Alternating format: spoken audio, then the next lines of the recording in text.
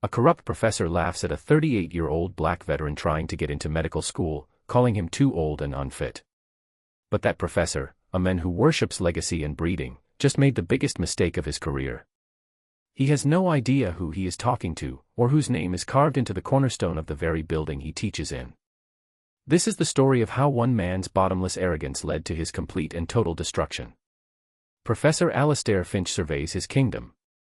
The lecture hall is a coliseum of learning, tiered seats rising steeply toward the back, each one filled with a young, terrified face. This is his domain.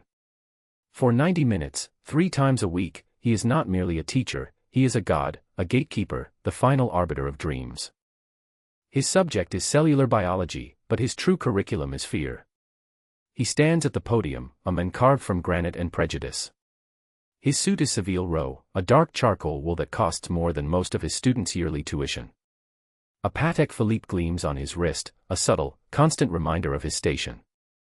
He is a man who wears his arrogance like a second skin, tailored to fit perfectly. His silver hair is swept back from a high forehead, and his eyes, a pale, unforgiving blue, scan the rows of acolytes. He is looking for the weak ones. The ones who do not belong. His gaze settles on a man in the front row. This one is different. Older. The rest of the class is a sea of fresh-faced ambition, kids barely out of their teens, their lives a straight, clean line from prep school to university to this very room. This man, however, is an anomaly. He must be in his late 30s. His hair is cut short, ruthlessly practical. His face is etched with lines the other students have not yet earned, lines that speak of sun and stress and sleepless nights.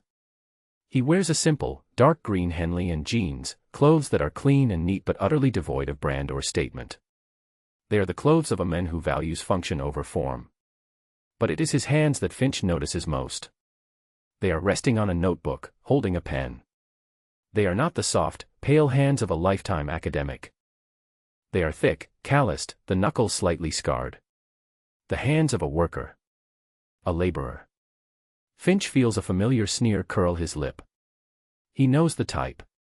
Some military grunt on the GI Bill, thinking his service grants him a ticket to a world he cannot possibly comprehend.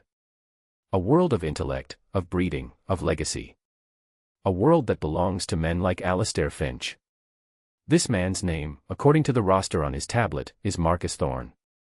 Welcome, Finch begins, his voice a rich baritone that fills the cavernous hall without the need for a microphone. To the most important class you will ever take. And, for many of you, the last. A nervous ripple passes through the students. This is Finch's opening gambit, the one he uses every year. The culling. Medicine is not a trade, he continues, his eyes locking onto Marcus. It is a calling. An art. It requires a certain kind of mind, a certain kind of hand, a certain pedigree. Not everyone has it. In fact, most of you do not. He paces before the front row, his expensive leather shoes clicking softly on the polished floor. He stops directly in front of Marcus's desk. We are here to weed out the tourists. The dabblers. The ones who think this is just another box to check. We are looking for thoroughbreds, not plow horses. The insult is so direct, so pointed, it hangs in the air like poison gas. Every student in the room knows exactly who he is talking about. Marcus Thorne does not flinch. He simply continues to look at Finch, his expression calm, his pen still poised over his notebook. This infuriates the professor. He expects fear, deference. This quiet dignity feels like defiance. You, sir, Finch says, jabbing a finger toward Marcus. Mr. Thorne, is it? Yes, sir, Marcus replies.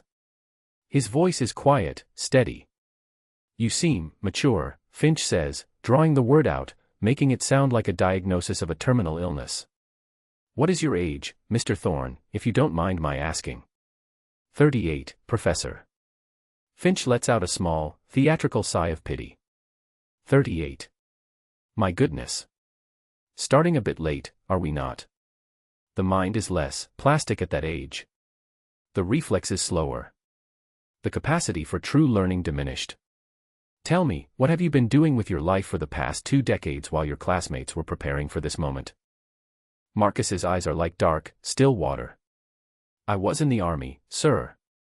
The army, Finch repeats, the word dripping with condescension. Commendable, in its own way, I suppose. A noble, if brutish, profession. But we are not learning to march in lockstep here, Mr. Thorne. We are learning to heal.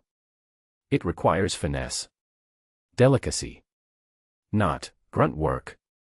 He turns to the rest of the class. Let this be your first lesson. A spot in this program is a sacred trust. It is a gift bestowed upon the most promising minds of a generation. Taking a spot when you are past your prime, when you lack the foundational aptitude, is not just a personal failure. It is theft. You are stealing a future from someone younger, brighter, and more deserving. He turns back to Marcus, a cruel smirk playing on his lips. He decides to humiliate him academically, to prove his point beyond any doubt. Let's test that experienced mind of yours, shall we? Explain to the class the role of telomerase in cellular senescence and its paradoxical function in oncogenesis. Be specific. I want pathways, protein names, and the relevant chromosomal loci. It is a brutal, graduate-level question designed to shatter a first-day medical student. The room is silent. The other students hold their breath, a collective wave of sympathy and terror washing over them. Marcus does not hesitate. Telomerase is a ribonucleoprotein that adds a species-dependent telomere repeat sequence to the 3' end of telomeres. He begins, his voice as calm as a surgeon's hand. Its primary role is to combat the end replication problem in eukaryotic cells. In most somatic cells, the HTERT gene, which codes for the reverse transcriptase subunit, is repressed, leading to telomere shortening with each cell division. This acts as a mitotic clock, triggering senescence or apoptosis when telomeres become critically short, which is a key defense against uncontrolled proliferation. He pauses, his eyes still locked on Finch's. However, in about 90% of cancer cells, telomerase is reactivated, usually through mutations in the HTERT promoter.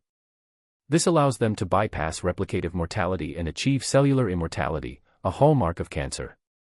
So, it's a paradox. Its absence protects us from cancer by limiting cell lifespan, but its presence is a critical enabler for malignancy. The genes are located on chromosome 5p1533 for HTERT and 3q262 for the RNA component, HTR. The lecture hall is utterly silent. Marcus delivered the answer with the flat, effortless precision of a man reciting his own address. He did not just answer the question, he dissected it, explained its context, and handed it back to Finch, stripped of all its menace. Finch's face, for a fleeting moment, registers shock. It is quickly replaced by a dark flush of anger. He has been challenged and beaten in his own arena. The plow horse, it seems, can think. This makes him more determined than ever to break him. A textbook answer, Finch says, his voice tight. Impressive. You can read. Let's see if you can think. He turns away, dismissing Marcus with a wave of his hand, but the first shot has been fired. And it was Marcus Thorne who hit his mark. The war has begun. The next few weeks become a campaign of academic trench warfare. Professor Finch is relentless, his methods a masterclass in subtle, deniable cruelty. Marcus's assignments are misplaced. His lab reports, meticulously compiled, are returned with failing grades and a single, damning comment scrawled in red ink. Unsatisfactory. When Marcus asks for clarification, Finch is evasively bureaucratic. The rubric is quite clear, Mr. Thorne. Your work simply lacks the necessary depth of analysis.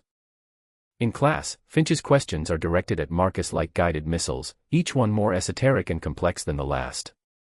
Marcus answers them all. His composure never cracks. He sits in the front row every day, his posture perfect, his focus absolute. He is a stone wall against which Finch's waves of vitriol break, again and again. His fellow students watch with a mixture of awe and fear. They see the injustice, but Finch holds their futures in his manicured hands. To defend Marcus would be to paint a target on their own backs. So they offer quiet words of support in the hallways, share notes, and look away when Finch begins his daily assault. They are good kids, but they are cowards, and Marcus understands this. He expects nothing from them. He seeks help from the system. He schedules a meeting with the dean of students, a woman named Dr. Evans. She is a kind, harried woman in her 50s, her office cluttered with files and student wellness pamphlets. She listens patiently as Marcus lays out the facts, his tone measured, devoid of emotion. He presents his graded papers, the vague feedback, the pattern of harassment. Dr. Evans sighs, her face a mask of weary empathy. "Marcus, I believe you," she says, her voice low. "I've heard whispers about Professor Finch for years. But he is one of the most decorated researchers in the history of this university. He has tenure. He sits on the board of admissions. Frankly, he's untouchable. My advice: keep your head down. Do the work. Survive his class. Once you're past him, it will get better." It is the answer of a well-meaning but utterly powerless functionary. She is telling him the system is broken, and his only option is to endure it. "With all due respect, Dean," Marcus says, his voice hardening slightly, "keeping my head down isn't what I was trained to do when I see something wrong." "This isn't the army," she replies softly. "The rules are different here." The injustice solidifies into a cold, hard knot in his gut. The system will not protect him. He is on his own. The midterm exam is the breaking point. It is a brutal, 3-hour ordeal. Marcus moves through the questions with methodical calm. He knows the material inside and out. He has not slept more than 4 hours a night for a month, his small apartment filled with textbooks and anatomical charts. He finishes the exam feeling confident, exhausted, but confident. The grades are posted a week later. He receives a 47. A failing grade. He knows it is impossible. He knows he answered at least 90% of the questions correctly. He finds Finch after class, waiting until the other students have cleared out of the massive lecture hall. The room is quiet now, the air thick with the ghosts of Finch's words. "Professor," Marcus says, approaching the podium. "I'd like to review my midterm." Finch is packing his leather briefcase. He does not look up. "There's nothing to review, Mr. Thorne. You failed.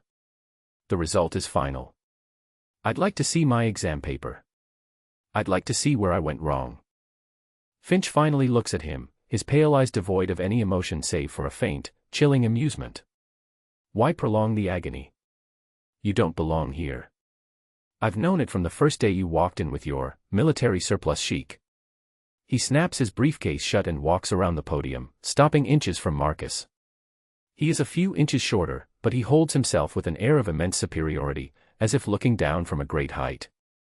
"Let me be clear, so that even you can understand," Finch says, his voice a low, venomous hiss. "You will not pass my class. You will not become a doctor. Not at this university.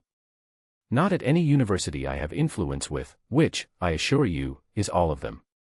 He straightens his tie, a small, smug gesture of finality. "People like you don't make it in this world. This is a world of intellect and breeding, of legacy. It's not for whatever it is you come from. You lack the refinement, the innate understanding. You are a blunt instrument in a world that requires scalpels." The words are meant to crush him, to extinguish the last embers of his hope. "Drop out now," Finch advises, his tone shifting to one of mock concern. "Save yourself the public humiliation of a final failing grade. The university might even refund a portion of your tuition. Go be a security guard. Or a police officer. Something that suits your particular skill set. It would be a much better fit." Marcus says nothing. He just stands there, absorbing the tirade. His silence is a vacuum, and Finch's hatred rushes to fill it. But the professor is mistaking stillness for surrender. Inside Marcus, something has shifted. The knot of injustice is gone, replaced by a core of ice-cold resolve. The mission has changed. It is no longer about survival. It is about justice. The line is crossed a week later, in the anatomy lab. The air is thick with the smell of formaldehyde. Students are gathered in small groups around stainless steel tables, practicing suturing techniques on pads of synthetic skin. It is a lesson in precision, in the delicate dance of needle and thread. Marcus's hands, the laborer's hands, that Finch so despises, are a marvel of efficiency and grace. His stitches are perfect. Even, tight, clean. A row of tiny, immaculate knots. It is a skill honed not in a sterile lab, but in the chaos of a battlefield, his fingers working by the dim glow of a headlamp, the air thick with dust and the metallic tang of blood. He had stitched together flesh and sinew on men whose lives depended on the steadiness of his hands. This synthetic pad is child's play. Finch is prowling the lab, his white coat pristine, a stark contrast to the grim work around him. He stops behind Marcus, watching him for a long moment. He sees the perfection of the stitches, and it galls him. It is another piece of evidence that contradicts his carefully constructed narrative of Marcus's incompetence. "Crude," Finch says loudly, making sure the nearby students can hear. Like a butcher sewing up a sack of meat. Marcus does not look up. He continues his work, his movements fluid and unbroken. "I suppose that's what they teach you in the army," Finch continues, his voice dripping with disdain. "Patch them up, send them back to the front. No delicacy. No artistry. Just functional brutality." He leans closer, his voice dropping to a more personal, insidious level. He looks down at Marcus's hands. "You have the hands of a laborer, Mr. Thorne. Not a surgeon. You can learn the mechanics, I suppose. A monkey can be taught to tie knots. But you will never have the touch. The gift." He pauses, delivering the killing blow with a self-satisfied smirk. "My daughter, now she has a surgeon's hands. Long, elegant fingers. She's in her second year at Johns Hopkins, you know. Top of her class. But what else would you expect? It's a matter of legacy. Some things are just in the blood. That is it." The final, unforgivable insult. The dismissal of his service, the crude invocation of his own daughter's privilege, the pseudoscientific nonsense about breeding and bloodlines. It is the purest expression of Finch's worldview, that worth is inherited, not earned. That some people are born to rule, and others are born to serve. Marcus carefully places his needle driver on the tray. He raises his head and looks directly at Finch for the first time. His eyes are not angry. They are not hurt. They are something far more terrifying. They are empty. It is the look of a man who has made a decision, who has calculated the cost and is prepared to pay it. It is a look that Finch, in his cloistered world of academic power plays, has never seen before. He mistakes it for defeat. "Is there a problem, Mr. Thorne?" Finch asks, enjoying the moment. "No, Professor," Marcus says, his voice unnervingly calm. "No problem at all." He stands up, removes his lab coat, and walks out of the room without another word, leaving Finch with the smug satisfaction of a battle he believes he has finally won. He has no idea that he has just sealed his own fate. The annual Board of Trustees and Donors Gala is the crown jewel of the university's social calendar. It is a night of performative gratitude, where the university administration pays homage to the old money and new tech fortunes that keep the institution afloat. This year, the gala is being held in the atrium of the newest, most spectacular building on campus, a gleaming temple of glass and steel, a marvel of modern architecture. It is called the Thorne Center for Medical Innovation. Professor Alastair Finch is in his element. He glides through the glittering crowd, a glass of champagne in his hand, exchanging pleasantries and accepting accolades. He is a star in this firmament, his name synonymous with the medical school's prestige. He is holding court near the grand staircase, regaling a captivated group of wealthy alumni with a thinly veiled, mocking anecdote.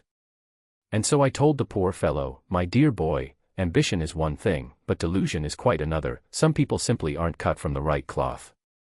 It's a matter of breeding, you see. You can't make a racehorse out of a mule," he says, and the group chuckles appreciatively. They love his candor, his unapologetic elitism. It validates their own sense of inherited superiority. His eyes scan the crowd, and he sees a familiar face standing near the back of the room. It is Marcus Thorne. He is not wearing his usual functional attire. He is in a simple, dark, perfectly tailored suit.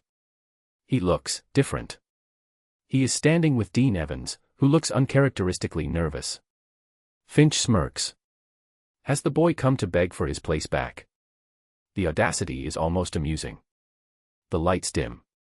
A hush falls over the crowd. The university president, Dr. Anya Sharma, a sharp, formidable woman in her 60s, walks to the podium on the stage. "Good evening, everyone," she begins, her voice warm but commanding. "And welcome. We are here tonight not just to celebrate another year of excellence, but to honor the vision and generosity that has truly transformed our campus.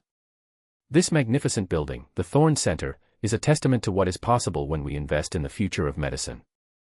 Finch preens slightly. He was on the design committee for the building. He considers it, in part, his own triumph. Tonight, we are privileged to have with us the men whose foundation made this all possible, President Sharma continues. He is a man who has always preferred to let his work speak for itself. A man who believes that service, in all its forms, is the highest calling one can answer. For years, he has been our university's greatest, and most humble, benefactor. Tonight, he has graciously agreed to step out of the shadows and say a few words. A ripple of excitement goes through the crowd. The identity of the reclusive donor behind the Thorne Foundation has been a subject of intense speculation for years. Ladies and gentlemen, President Sharma says, her voice ringing with pride, please join me in giving a warm welcome to the chairman of the Thorne Foundation, and our lead benefactor, General James Thorne. From the side of the stage, an elderly man walks into the spotlight. He is tall and ramrod straight, his age betrayed only by the silver at his temples. He wears a tuxedo with the effortless elegance of a man born to command. He is black. His face is a roadmap of a life of immense discipline and authority. His eyes, dark and piercing, sweep across the room. He is unmistakably, undeniably, Marcus Thorne's father. For Alastair Finch, the world stops. The champagne glass slips from his fingers, shattering on the marble floor. The sound is lost in the wave of applause, but for Finch, it is a thunderclap. His mind, usually so sharp and cruel, struggles to connect the dots, but they are slamming into place with the force of a battering ram. Thorne. Marcus Thorne. The Thorne Center for Medical Innovation. The Thorne Foundation. General James Thorne. His blood runs cold. The warmth of the champagne and the adulation of the crowd evaporates, replaced by a chilling, visceral fear. His head swivels, his eyes desperately searching for Marcus. Marcus is still standing in the same spot, next to Dean Evans. He has not moved. But his expression has changed. The quiet dignity is still there, but now there is something else behind it. A glint of cold, hard steel. He meets Finch's horrified gaze across the crowded room, and for the first time, Marcus allows himself a small, almost imperceptible nod. It is not a greeting. It is an acknowledgement. A confirmation. Checkmate. The power dynamic in the Grand Hall does not just shift, it shatters and reassembles itself in a new and terrifying configuration. A moment ago, Finch was a king in his court. Now, he is a trespasser in the house of the men whose son he has spent months trying to destroy. General Thorne steps to the podium. He does not smile. He simply looks out at the sea of wealthy, powerful faces. When he speaks, his voice is not loud, but it carries the effortless weight of command. It is a voice that has sent men into battle, a voice that does not need to be raised to be obeyed. Thank you, President Sharma, he begins. I am not a man for speeches. My work, and the work of my foundation, has always been guided by a simple principle: invest in character, not just in credentials. He lets that sink in. This building is not a monument to wealth. It is a monument to potential. The potential that exists in every human being, regardless of their age, their background, or the circumstances of their birth. It is a place where the next generation of healers will be forged. Finch feels a sweat break out on his brow. Every word feels aimed directly at him.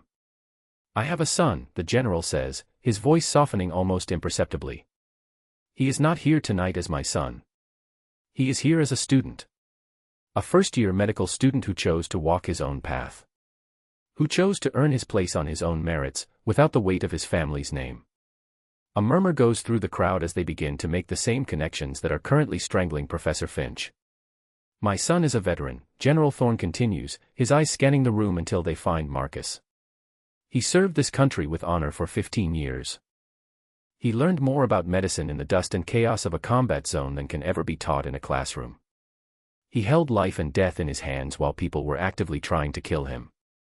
He learned that character, courage, and a steady hand under pressure are the true foundations of a healer. He pauses, and his gaze sweeps the room again, this time landing, with deliberate, crushing weight, on Alastair Finch. So you can imagine my disappointment, the general says, his voice dropping to a dangerously quiet level, when I learned that there are those within this esteemed institution who believe that such experience is a liability. That hands that have saved lives are the hands of a laborer, that a man's character is less important than his pedigree. That service is something to be mocked, not honored. The indictment hangs in the air, cold and sharp as a scalpel. Finch feels hundreds of eyes turning toward him. His colleagues, his patrons, the wealthy alumni, their expressions are shifting from confusion to dawning comprehension, and then to contempt. President Sharma steps back to the podium as the general steps back.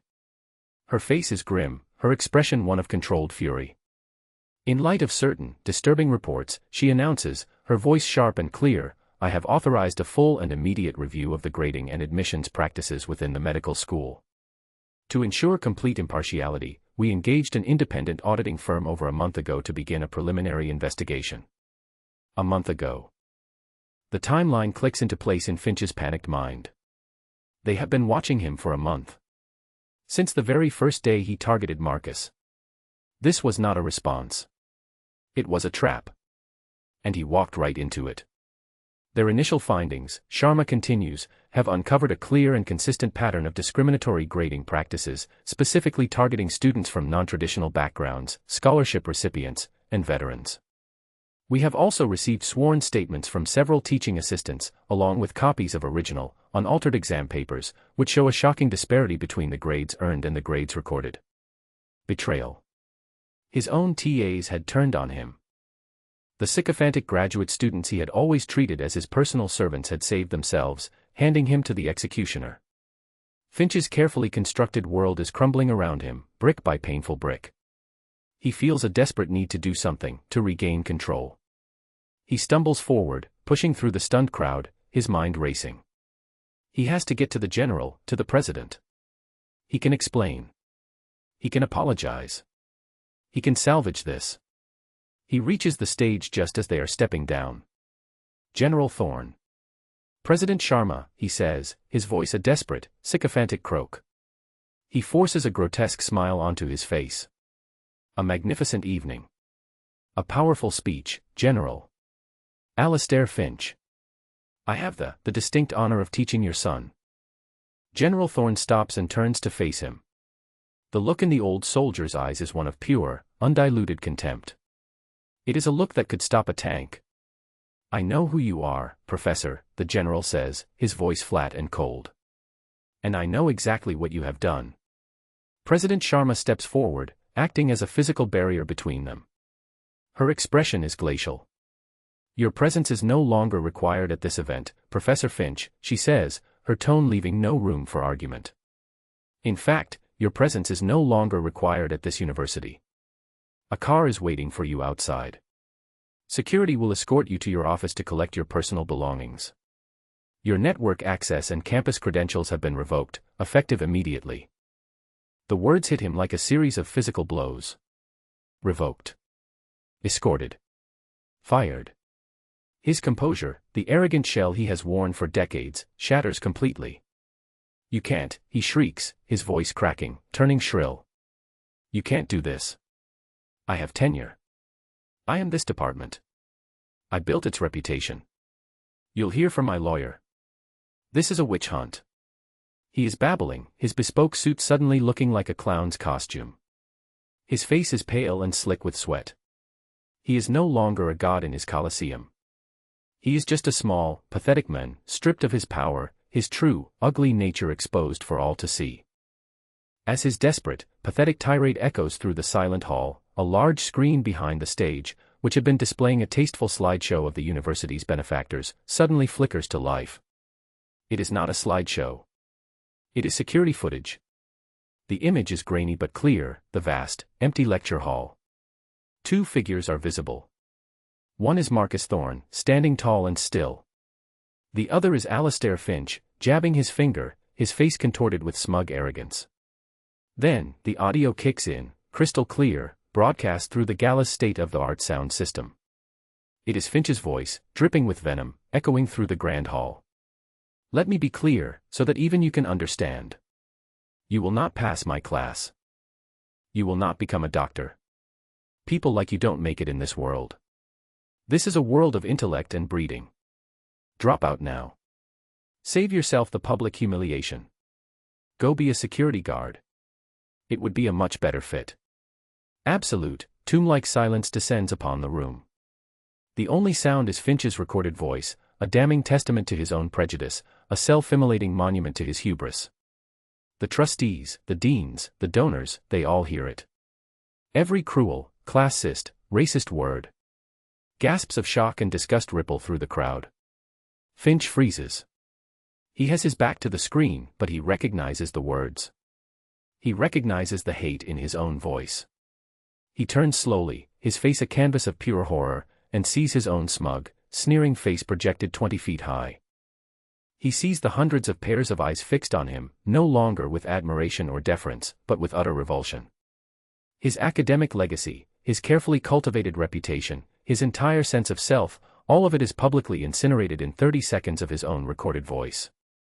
This is not just being fired. This is annihilation. 2 uniformed security guards, who had been standing discreetly by the exit, now step forward. They each take one of Finch's arms.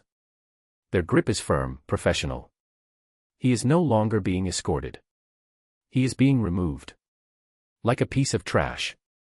He opens his mouth to protest, to scream, but no sound comes out. His throat is tight with a terror he has never known. The guards begin to lead him away, through the crowd that parts for him like the Red Sea, their faces a mixture of pity and contempt. As he is being led past the stage, Marcus Thorne steps forward. He does not look at Finch. He speaks to President Sharma, his voice calm and clear, but loud enough for those nearby to hear. President Sharma, thank you for your swift and decisive action, he says. I never wanted this to be about me. My only goal was to ensure that no other student, veteran or not, would ever have their future decided by a gatekeeper who values privilege over potential, and legacy over heart. Then, and only then, does he turn his head slightly, his eyes meeting Finch's one last time as the disgraced professor is being hauled toward the door. Some people build things, Professor, Marcus says, his voice devoid of malice, stating it simply as a fact. Others just stand in the doorway. The heavy glass doors of the Thorne Center swing shut behind Alastair Finch, sealing him out of the world he once ruled, forever. The fallout is swift, brutal, and absolute. It is a cleansing fire. Alastair Finch is formally terminated for gross misconduct and violations of the university's code of ethics. The board of trustees, many of whom were in the room to witness his public implosion, vote unanimously to revoke his tenure, a rare and humiliating measure reserved for the most egregious of academic sins. His name is scrubbed from the university website. His portrait is removed from the gallery of distinguished faculty. It is as if he never existed. But the world does not let him disappear so quietly. Emboldened by his downfall, a dozen former students come forward. A floodgate of stories opens, each one detailing a similar pattern of abuse, discrimination, and academic sabotage. A class action lawsuit is filed, backed by the full, formidable legal resources of the Thorne Foundation. Finch is buried in depositions and legal fees. He is forced to sell his lavish home, liquidate his assets. The Patek Philippe watch is one of the first things to go. He is academically blacklisted. Every university, every research institution he applies to, quietly and politely declines his application. The story of his public humiliation has spread through the academic world like a virus. No one will touch him. His name is a synonym for prejudice and disgrace. The last anyone hears, Alastair Finch is working at a luxury car dealership in Arizona. He spends his days in a cheap, ill-fitting suit, his face fixed in the desperate, predatory smile of a man working on commission. He, who once spoke of thoroughbreds and plow horses, now spends his time convincing dentists they look good in a convertible. His arrogance is gone, replaced by a hollow, haunted look. The king is now a court jester in a polyester tie. His daughter, the one with the surgeon's hands, learns the full story of her father's disgrace. She learns that her prestigious education, her entire life of privilege, was funded by a man who actively destroyed the dreams of those less fortunate. The knowledge creates a crisis of conscience. She takes a leave of absence from Johns Hopkins, volunteering for a year with Doctors Without Borders, as if trying to scrub the stain of her father's legacy from her own hands. For the heroes of the story, the rewards are as profound as the villain's punishments are severe. Dean Evans, the well-meaning but once powerless administrator, is promoted. President Sharma gives her a new title, Vice President for Student Equity and Success. She is given a blank check from the Thorne Foundation to build a new department from the ground up, one dedicated to protecting and mentoring non-traditional students. She creates mentorship programs, emergency financial aid funds, and a robust, anonymous system for reporting faculty misconduct. She finally has the power to enact the changes she had only dreamed of. And Marcus Thorne. He does not take the easy path. He refuses any offer of special treatment. He remains in his classes, sits in the front row, and earns his place every single day. His classmates, now free from Finch's shadow, treat him with a newfound, profound respect. They see him not as an outsider, but as a leader. They come to him for help with difficult concepts, for advice, for a dose of his quiet, unshakable calm. He graduates, 4 years later, at the top of his class, summa cum laude. The system itself begins to heal. The Thorne Foundation partners with the university to establish the Service and Valor Scholarship, a full-ride medical school program for military veterans, the first of its kind in the country. The admissions process is completely overhauled. The new criteria, drafted by a committee co-chaired by Dean Evans and General Thorne, prioritizes life experience, character, and resilience alongside academic scores. The scandal at this one university forces a long overdue, nationwide conversation about bias, elitism, and the true meaning of merit in higher education. The ripples of that one night in the Grand Hall spread far and wide. 5 years have passed. The harsh, fluorescent lights of the emergency room at University Hospital cast long shadows. The air is a controlled chaos of beeping machines, urgent voices, and the low hum of life-saving technology. It is a world of high stakes and split-second decisions. In the center of it all stands Dr. Marcus Thorne. He is a third-year resident in trauma surgery, and he moves through the chaos with a preternatural calm. The hands of a laborer are now the hands of a gifted surgeon.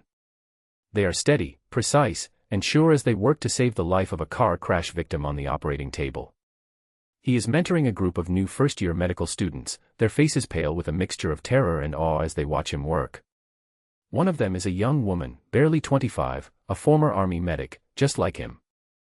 He can see the same anxiety in her eyes that he once felt, the fear that she does not belong. Later, after the patient is stabilized and moved to the ICU, Marcus finds her in the hallway. He is showing her a difficult suturing technique on a practice pad, the same kind he once used in Finch's lab. His hands move with an easy, practiced grace. "You were a combat medic, right?" he asks, his voice quiet. She nods, looking down at her own shaking hands.